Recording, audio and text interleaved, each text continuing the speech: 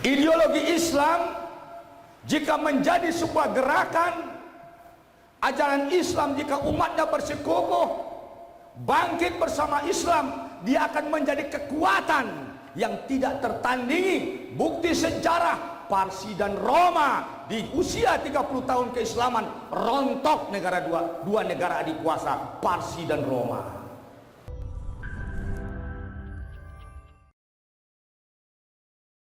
Qala Allah azza wa jalla fil Qur'anil azimil mubin. A'udzu billahi minasy syaithanir rajim. Bismillahirrahmanirrahim.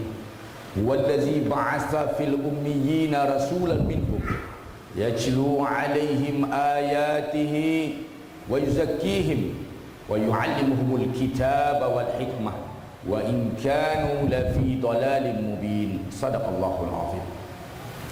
Sidang jemaah Jumat yang dirahmati Allah, masih dalam rangka mengambil ibrah dari kehadiran dan kelahiran Nabi Muhammad sallallahu alaihi wasallam, maka kita teringat dengan 4 sifat kerasulan Nabi Muhammad sallallahu alaihi wasallam yang sifat itu wajib kita ikuti, yaitu sidq, amanah, fatanah, tabligh.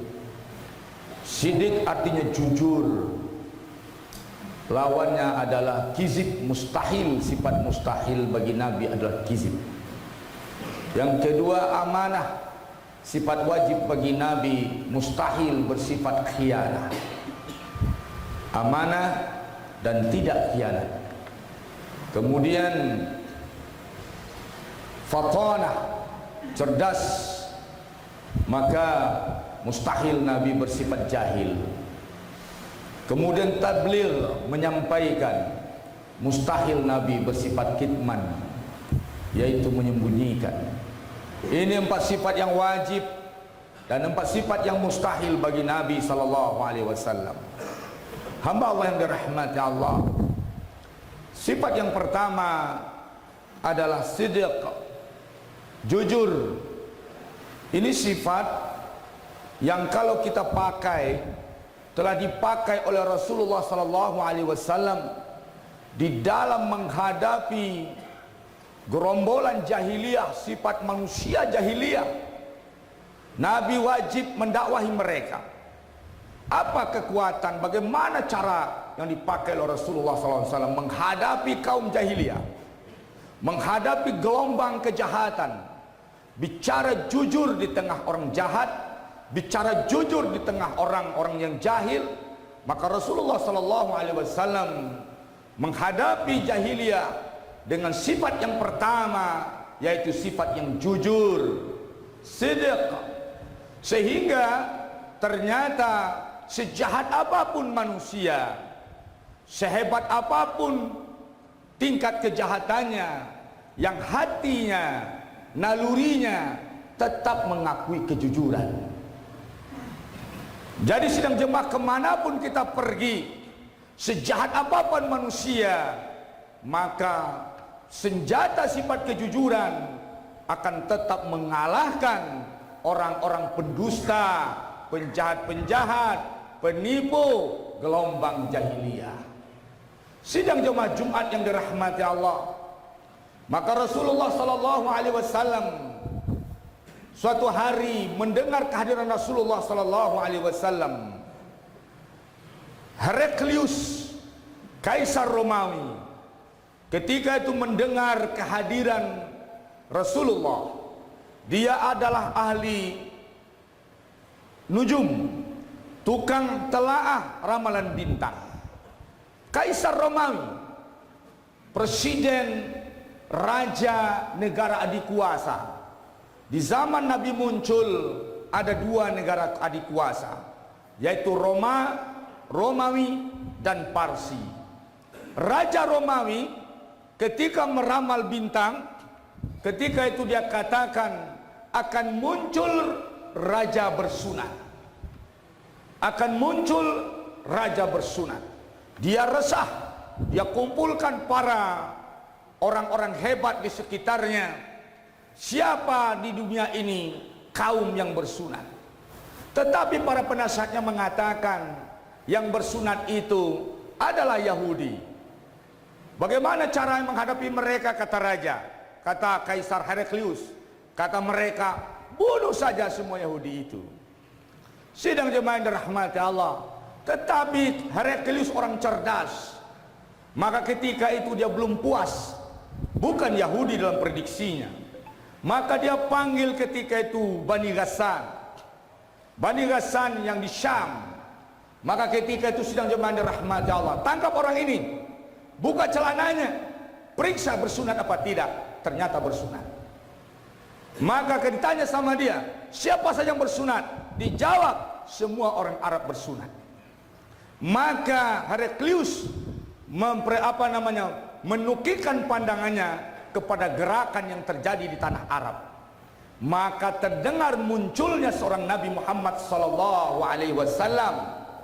Maka ketika itu dia bersurat dengan kawan-kawannya yang di Roma, para pakar, semua sepakat ada Nabi baru yang akan muncul. Tokoh-tokoh Nasrani sepakat bahwasanya akan muncul Nabi baru menurut prediksi mereka dan ramalan mereka. Maka sidang jemaah yang dirahmati Allah, maka ditukikan pandangan kepada gerakan yang ada di tanah Arab. Terdengarlah kemunculan Nabi baru.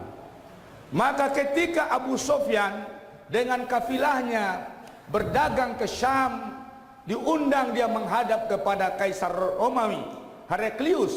Ditanya, siapa di antara kalian yang lebih dekat nasabnya kepada Nabi baru itu, kekeluargaannya? Majulah Abu Sufyan, saya. Kita tahu Abu Sufyan orang yang paling benci pada Rasulullah SAW, memusuhi Rasulullah, tokoh yang memusuhi Rasulullah. Maka sidang jemaah yang dirahmati Allah, aku dekatlah, katanya.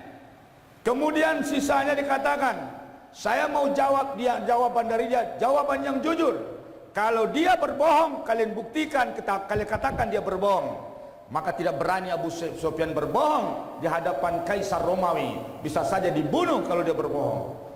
Maka sidang jemaah ditanya oleh Kaisar Romawi, apa kata Kaisar? Siapa nasabnya? Bagaimana nasabnya Nabi ini? Katanya dia lahir dari kalangan bangsawan, dari kalangan bangsawan yang terbaik. Rasulullah bangsawan Arab, Quraisy, ya dari Bani Hashim. Kakeknya, pamannya ketua kabilah di tanah Jazirah Arab, dari kalangan bangsawan terbaik. Apakah bapaknya seorang raja? Tidak.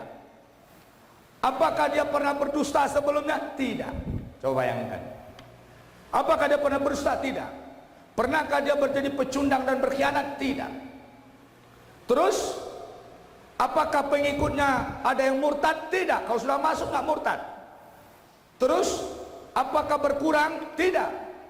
Apakah pengikutnya orang hebat-hebat atau kaum biasa? Kaum biasa. Terus apakah dia keturunan raja? Tidak. Maka panjang pertanyaannya. Maka akhirnya dijawab, diterangkan oleh Heraklius. Kata beliau, aku tanya kepadamu, dia ini kalangan bangsawan, dia keturunannya baik-baik atau tidak? Kalian jawab baik. Biasanya Nabi seperti itu. Terus pernah berbohong? Tidak pernah berbohong. Kalian jawab tidak pernah berbohong. Kalau kepada manusia dia tidak berani berbohong, maka cerita tentang Allah, maka itu benar, dan dia tidak berani berbohong kepada Allah Subhanahu wa taala. Pengikutnya berkurang apa tidak? Kalian jawab tidak. Begitulah urusan iman, yang dibawa itu iman. Iman kalau sudah sempurna, tidak ada yang akan murtad. Berkurang? Tidak. Apa pengikutnya orang hebat atau orang biasa? Orang biasa. Begitulah nabi-nabi sebelumnya, pengikutnya diawali oleh orang-orang biasa. Sidang jemaah yang dirahmati Allah, aku tanya, pernahkah dia khianat? Kalian jawab tidak pernah khianat. Maka singkat cerita, sekian banyak pertanyaan dalam hadis Bukhari yang diterangkan, diceritakan oleh Abu Sufyan. Kata Abu Sufyan, maka ketika itu dia mengakui dalam cerita itu, Heraklius mengakui kenabian Nabi Muhammad SAW. Apa kata beliau? Tidak akan datang orang seperti ini nantinya kalau apa ajarannya? Pertama kata Abu Sufyan, kami disuruh dilarang mensekutukan Allah. Kami diperintahkan mengibadahi Allah, dilarang mempersekutukan Allah dengan apapun. Yang kedua, kami diperintahkan meninggalkan ajaran-ajaran nenek moyang kami. Yang ketiga, kami disuruh melakukan sholat. Yang keempat, berpuasa, bayar zakat, memaafkan, dan membangun silaturahim. Apa kata beliau? Kalau memang begitu ajarannya, saksikan oleh kalian kerajaan yang ku bawah kakiku hari ini, kekuasaanku aku hari ini akan diambil oleh dia. Luar biasa. Siddiq ini yang dipuji diantaranya. Pernahkah dia berdosa? Tidak pernah. Penting. Maka Raja Romawi Heraklius mengakui ke Nabi Muhammad SAW, memprediksi Muhammad akan menaklukkan Romawi. Dan benar, di zaman Umar bin Khattab Roma runtuh, ditaklukkan oleh Islam, dan Parsi juga runtuh. Negara adikuasa. Di usia 30 tahun kehadiran Islam, maka Parsi dan Roma takluk sidang jemaah. Jadilah Islam menjadi kekuasaan adikuasa sampai ke Eropa dan berpusat di Spanyol dan Istanbul. Sidang jemaah yang dirahmati Allah, maka yakin, ternyata itu keyakinan Heraklius. Dia pergi ke Hims, dikumpulkan seluruh petinggi negaranya. Dia berkata, aku sudah ceritakan kepada kalian tentang kehadiran Nabi baru. Aku sudah pelajari. Maukah kalian hidup damai? Kekuasaan tetap milik kalian. Negara kalian tidak diambil oleh orang lain. Kalau kalian ingin hidup damai, negara kalian tetap utuh, kekuasaan tetap utuh, maka akuilah kenabian Nabi Muhammad SAW kepada seluruh pembesar Romawi. Sidang jemaah, maka diceritakan ketika itu mereka semua lari, tapi sebelumnya pintu benteng sudah dikunci oleh Heraklius. Kunci semua pintu. Mereka lari berhamburan meninggalkan Heraklius. Maka tetapi pintu tertutup. Melihat situasi seperti itu, Heraklius putus asa. Karena pertimbangan politik dan jabatannya, dia panggil lagi, kumpul kalian, kumpul lagi. Sesungguhnya aku tadi itu hanya menguji keteguhan iman kalian pada agama Nasrani. Heraklius kalau bersekukuh, Heraklius akan ditinggalkan oleh rakyatnya, oleh para pembesarnya. Demi pertimbangan kekuasaan politik, maka Heraklius mengatakan, sini kalian semua, aku hanya menguji kalian, apakah kalian teguh dengan agama kalian atau tidak. Maka semua mereka bersujud pada Heraklius dan mengagungkan Heraklius. Sehingga cerita kesimpulan kita sidang jemaah, Heraklius Raja Romawi mengakui kenabian Nabi Muhammad SAW. Dalam Sahih Bukhari diceritakan oleh Abu Sufyan. Sidang jemaah, di situ salah satu pertimbangannya apa? Sifat siddiq dan amanah. Pentingnya sifat siddiq. Orang kafir pun, tokoh kafir pun mengakui sifat siddiq itu jadi pertimbangan kebenaran ajaran yang kita bawa, ideologi yang kita bawa, cerita yang kita bawa. Sidang jemaah, pernyataan Heraklius ini menarik dikomentari. Aku yakin kekuasaan yang ada di telapak kakiku ini kelak akan diambil oleh dia.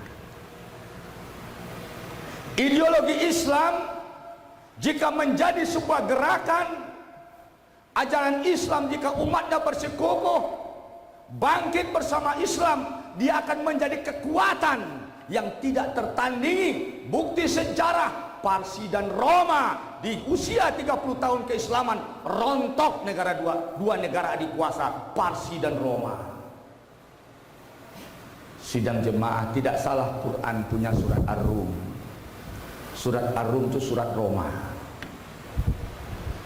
Maka sidang jemaah, umat Islam ragu dengan keislamannya, tidak bergerak dengan Islamnya. Indonesia ingin kuat, bangkit bersama Islam. Sudahi pertikaian, kecurigaan penguasa terhadap ulama. Ingin kuat, bangkit dengan Islam. Anda tidak bangkit dengan Islam, Indonesia semakin hari semakin lemah. Itu pernyataan Romawi, orang hebat terhebat nomor 1 di Romawi, nomor 2 orang terhebat Parsi dan Roma di dunia, mengatakan kalau Islam bangkit, kekuasaan yang kuinjak hari ini akan mereka kuasai. Sidang jemaah, salah satu pertimbangannya sidik. Maka kita sidang jemaah hindari sifat kizib mustahil. Sifat mustahil, haram kizib. Hari ini lahir pecundang-pecundang. Sifat sidik, sifat ahli sorga. Sifat kizib, sifat ahli neraka. Ulama berbeda pendapat. Apakah kizib itu dosa besar atau nifak i'tiqadi, munafik? Maka sidang jemaah saya simpulkan dari perdebatan ulama, sifat pendusta adalah sifat munafik amali. Tidak kafir dia, tapi dia munafik yang berdosa besar. Maka ulama menyimpulkan dalam kitab Al-Kabair, dosa-dosa besar, salah satunya sifat pendusta, pecundang. Sifat dusta ini dosanya bertingkat sesuai efeknya. Pendusta anak kecil, pendusta kaum jahiliyah, pendusta pengaruhnya pada dirinya saja, pendusta pengaruhnya kepada masyarakat, dusta yang pengaruhnya kepada satu negara. Maka ini luar biasa dusta. Maka dusta ini sidang jemaah dicela. Sifat dusta itu ada yang mengatakan tidak sampai kepada dosa besar, tetapi kalau dusta pengaruhnya hebat seperti dusta penguasa, maka dikatakan dalam hadis 3 orang yang Allah tidak mau melihat dia, tidak mau mengampuni dia, dan Allah akan menyediakan azab untuk dia. Siapa itu? Syekhuz Zani. Di antaranya siapa? Malikun Kadzab, penguasa yang bohong, pendusta, penguasa pendusta.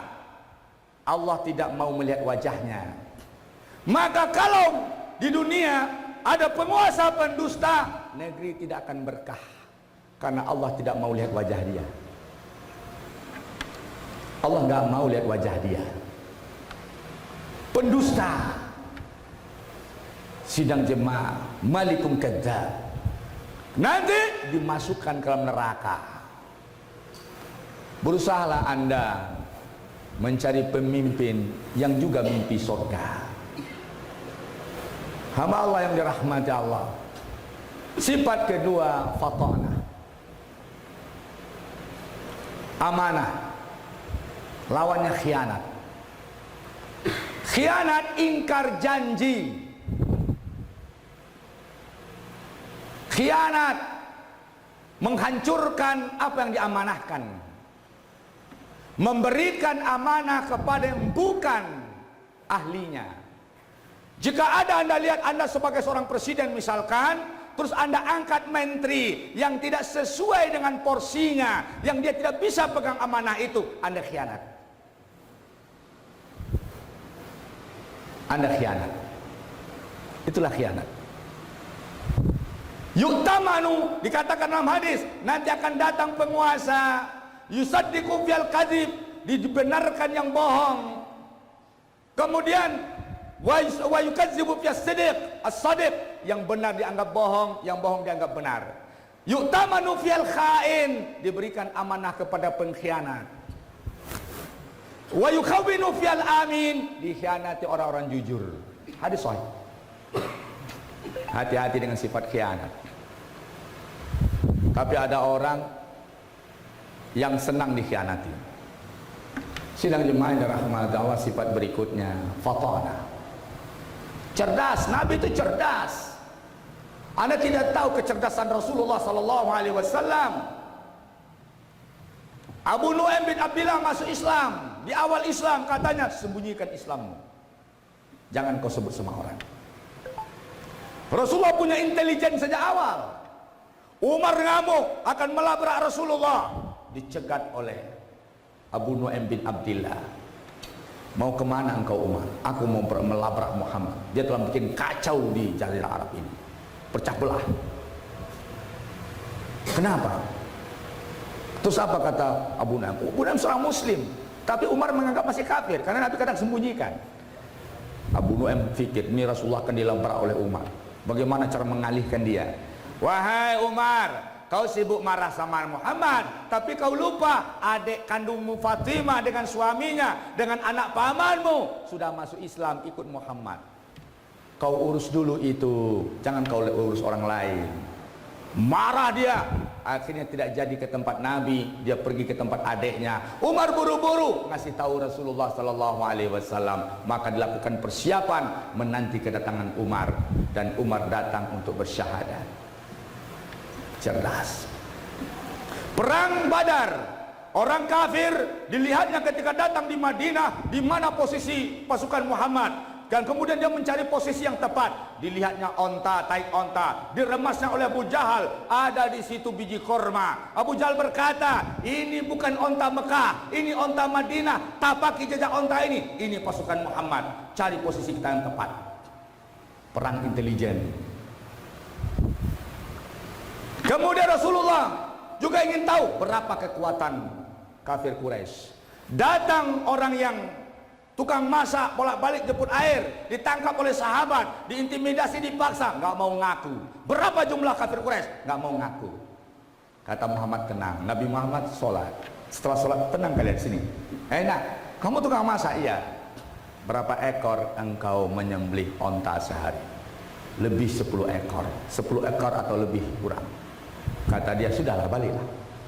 Dikumpulkan pasukan, musyawarah. Jumlah kafir Quraisy adalah 1000 lebih.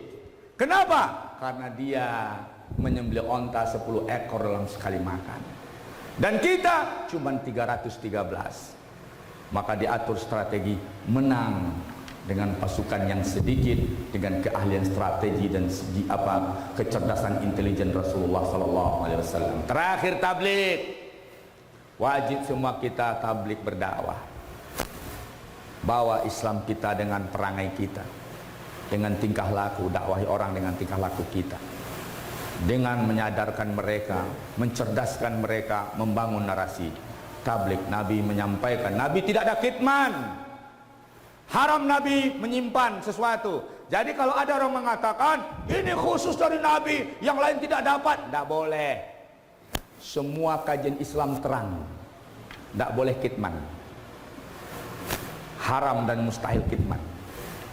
Tidak ada yang tersembunyi. Semua kajian Islam terang. Fa'tabiru ya ulil absar la'allakum turhamun.